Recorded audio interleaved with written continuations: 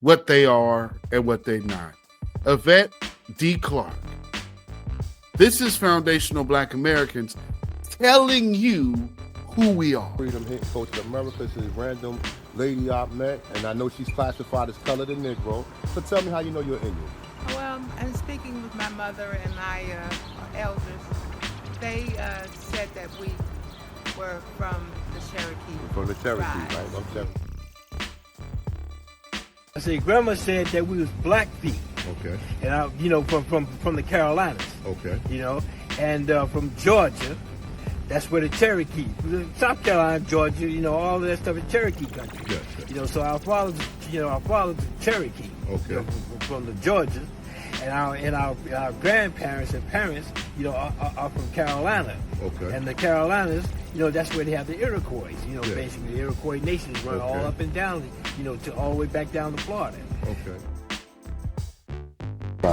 Cherokee. Okay. North Now, Carolina. what you were saying about the African thing? Okay, now just say when I was growing up in the South, North Carolina, I never heard anything about African and black. I always heard about Indians. So when did African come of play? Well, I'll say lately, not very, 60s, very, 70s? yeah, 16, What roots, around roots time? Right, So you think it was like a mind control thing that they put into it? yes. Really? That's what I believe, because I still don't believe. How old are you, man? 80. What's your name? Marie? Huh? Marie. Oh.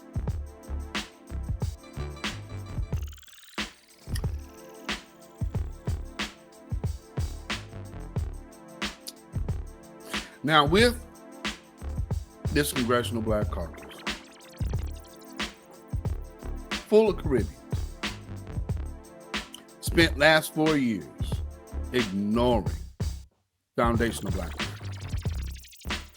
Now that laws are happening, they want to now scare you about people losing their jobs. These are the same people that did not care about people losing their jobs, whether they were in the service. Remember, there are veterans who got discharged out of the service, the armed forces, because they refused to take the jab. At the same time, when they refused to take the jab and lost their jobs, the head over their armed services was a man dressed up as a woman. And this has been the main driving agenda of the Democrats. Not taking care of citizens, but promoting agendas. And by promoting that agenda, had Black history and the Black struggle convoluted with this transgender LGBTQ agenda that also subsequently promotes pro-immigration. Foundational Black Americans ain't no part of that. They ain't no part of DEI. We ain't got nothing to do with none of that, because none of it benefits us. It all benefits white women, LGBTQ, and immigrants. And so until that's something that's exclusively dealing with us, unlike the lie Jasmine Crockett told, because there's no evidence she can prove of what she said about her actually signing legislation that was specifically for Black Americans. That's a lie. And this is what they're doing to Black America right now, lying. So now the play is Black America. We couldn't scare you this way. Well, now we're going to try to scare you in another way.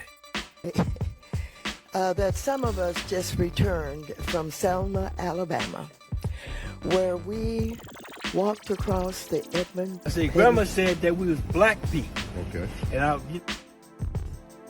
the civil rights leaders who were beaten within an inch of their lives as they got to the end of that bridge. We thought about our colleague John Lewis, who received brain damage even from that beating. He had it And before I he thought got about defeated. all of the work that Black people have invested in this country to create a fair democracy. And I think about all of the work that we continue to do to strengthen the democracy and make sure that we fight for justice and equality for everyone. Never in our wildest dreams did we think we would have someone like Trump who would end serve as someone serving as president of the United States for the second time would be out to literally destroy all of that. You have heard from the members to. Well, first off, fighting for everybody ain't our job. Why is that Black America's job, Maxine? Why did you just go out of your way to put that responsibility on all of Black America?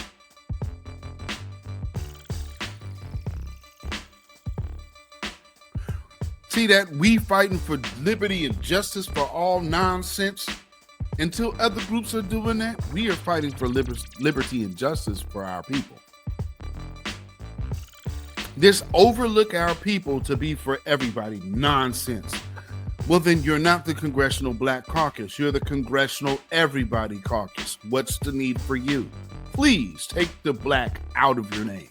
Today, everything from the Department of Education to the Consumer Financial Protection Bureau to HUD to all of these agencies where we have fought to create opportunity. What is Trump all about? Why is he doing this? Now we know those opportunities wasn't for us. That's why she got out there and talked about justice and all of this for everybody and equality for all. Yeah, because all of them other people is who's benefiting from that, not us. he wants to be a dictator. We know he's in love with Putin. We know he even loves Kim Jong-un in North Korea. We know all of that. But what does he do in gathering all of this power? I think perhaps it is about gathering the power and bringing us to our knees so that when he changes America with his vision, that we will be begging for crumbs, basically, because that's. How are we begging for crumbs when you're a freaking millionaire?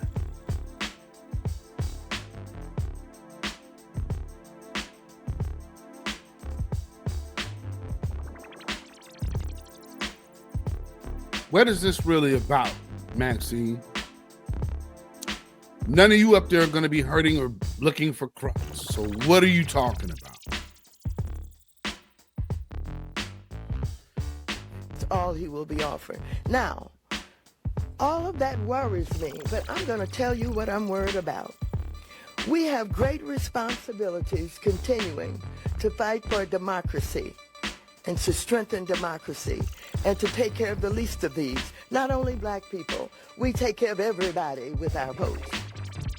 Damn it. No, we don't. No, the hell we don't. And that's what, no more of that. No. We take care of everybody with our votes, not just black people. Shut the fuck up. Stop talking for us. Speak for yourself, Democrat. You leave black people out of it. Talk your Democrat shit. Ain't got nothing to do with us though, because the moment one, you started saying that we need to start focusing on all these other people, you have lost the black vote. That's why black folks are sitting home. We don't listen to y'all no more. This line right here is dead to us. You can't BIPOC our energy. And then come over here to say, well, we need to be fighting for these folks. No, the hell we don't. Democrats, hear us good. Immigration is not our issue. We are undeportable. It is not an issue that can even register on our radar. You want to talk about something to us, you talk about economics. You talk about justice. Not criminal justice reform, but you talk about justice. You talk about reparations. These are the conversations that Black America is in, that the world is in concerning Black America. Why is the Congressional Black Caucus the only group in any type of political power that cannot seem to get this message? Because of old niggas like this. I'm worried that Trump is on the edge of creating a civil war. He alluded to it more than once. He alluded to the fact that if he did not get reelected, He's that elected. there could be a civil war. You Well, know he's what elected. responsibility that places on us? It None. places the responsibilities on us to live and do like Dr. Martin Luther King told us to do. He How? taught us to organize and to protest, but he taught us nonviolence. He taught us nonviolence. That was the center, that was the core of his message. And we, No, it wasn't. That's another rewriting of history. And you're old enough to know that wasn't true. Nonviolence was not at the center of and at the core of Dr. King's message. That is not the case. I've even played that here. It was a strategy that worked best and suited for the moment. But there may be a time when different strategies might need to be applicable. But this was the strategy that he saw fit and most feasible for the time frame and time period. Let's get off of this. He was just nonviolent. No, he was strategic. And his point in being strategic is you use what works right for the moment and the timing of the environment you're in. That's what Dr. King was getting through to America and getting through to black folks, not just stay stuck on something that this is 60 years ago. You want us to keep using a play from 60 years ago? Like the people who were at opposition of this play didn't have 60 years to prepare to fight the same way you want us to approach it. Hell no. We got something new for you. And that's something that we are doing over here in the grassroots. This old Negro talk ain't gonna cut it no more. live with that all the time. No matter how upset we can get, no matter how angry we can get, we live with what we've been taught. And now, this president is putting us in a position where hungry people are going to be on the street, where nonprofits who were waiting... Where hungry people will be on the streets. Maxine Waters, do you remember when you told them people to go home who had no home because they were asking you about what you were going to do about the homeless crisis in your district, and you literally told homeless people to go home? But now it's our time to fight because it's Donald Trump.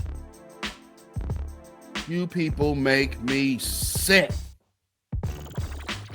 You couldn't hate Black America anymore. This is ridiculous. Let her finish. ...for their checks are not going to get them. Where seniors waiting for their Social Security check will not get it. Where poor families with children will not get what they believe the government has agreed to do. And so when that happens, what does Trump expect? Oh, I believe he expects violence. I believe he expects confrontation. I believe he's working toward a civil war. We're not... Why do you think that that was such a ready-made point for her to make? Let's go back, because that's about the end of that. That's about to cut off. So let's reflect on what we've already said. You put all of these illegals and a large part of them, over 14,000 criminals that you purposely, and those are the people that they caught. Criminals with criminal convictions, violent criminals.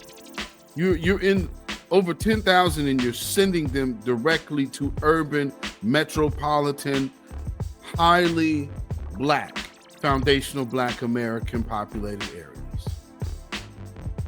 You didn't think that that was going to cause a civil war with bringing a bunch of outsiders in and giving them a bunch of goodies?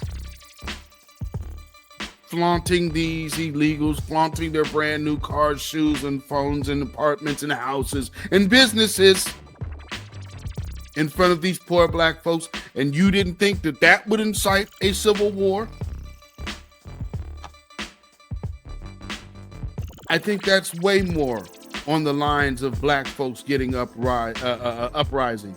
But what did Black folks do? They didn't take it out on the immigrants. They took it right to Democrats. It's a new day, politicians. Y'all better wake up. All that fear-mongering tactics ain't gonna work. These people gonna be in them city hall meetings. These people gonna be at them state state hearing boards. That whole time y'all go get up there, sit up there, talk amongst each other, and we just go ahead and take whatever. That day is done. No, you're going to have folks showing up in these meetings with vocal people telling you what the voice of the people are saying. And rightfully so. I hope we see a lot more of this because, family, I hope you all hear what I put down today. Democrats, these black Democrats absolutely hate foundational black Americans. And I hope I showed you what the Democrats were doing from that their whole plan all of this time, trying to get us in a situation to respond violently because she's saying, oh, well, Trump wants these people to, what he expect, poor people to respond violently. What did you expect out of us, Democrats, by putting Venezuelan gang members in the hood? What did you expect? Civil war, maybe?